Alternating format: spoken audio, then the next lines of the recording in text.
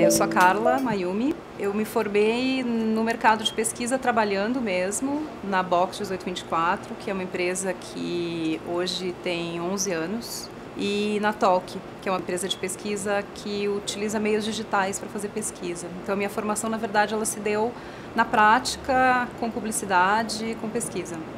No Brasil, a gente está muito aquém de outros mercados na relação que existe entre inovação, academia e empresas, né? Primeiro, a gente não olha para a inovação e para a tecnologia como pré-requisitos para o desenvolvimento econômico, diferente de outros países que estão se voltando para criar legislações que beneficiem a economia criativa, por exemplo. Se a gente pega universidades e países europeus e os Estados Unidos, a maior parte dos pesquisadores estão atuando no mercado, e aqui a maior parte, mais da metade dos pesquisadores estão atuando dentro das universidades. Quando a gente conseguir inverter essa situação, a gente vai ter áreas de desenvolvimento de R&D nas empresas muito mais conectadas, tanto com o comportamento do consumidor, quanto com movimentos globais que estão acontecendo, e a gente vai conseguir criar inovação mesmo dentro do Brasil.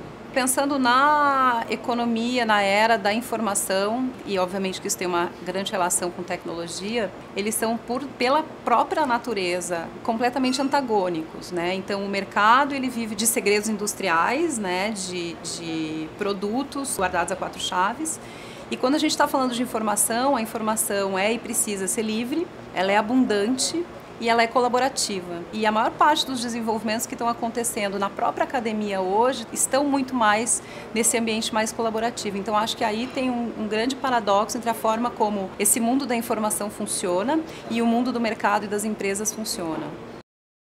Eu gostaria de destacar dois, na verdade. Um é a forma como hoje os dados estão disponíveis para as empresas e para as indústrias, e esses dados eles não estão sendo utilizados, né? A gente ouve falar de Big Data e de como cada vez mais as empresas conseguem coletar dados sobre seus usuários, mas quando a gente vai falar com as empresas, elas sabem que elas não estão conseguindo ainda trabalhar esses dados, e muitas vezes é por isso que elas contratam pesquisa, inclusive, porque querem saber o perfil do consumidor, quando na verdade a forma como os dados já existem, dá para se saber muito mais e prever muito mais movimentos do mercado a partir de tudo que está sendo coletado. Outro desafio que, sem dúvida, é um dos grandes desafios aí do século para as indústrias é a questão da propriedade versus o uso dos bens. Possuir um bem fica cada vez mais irrelevante. Para o jovem é mais importante ter um smartphone do que ter um carro, por exemplo. Esse desafio de entender uma empresa que produz bens, se entender que também ela pode ser ou deve ser uma empresa de serviços dentro dessa visão de sharing economy é um dos grandes desafios assim do nosso século.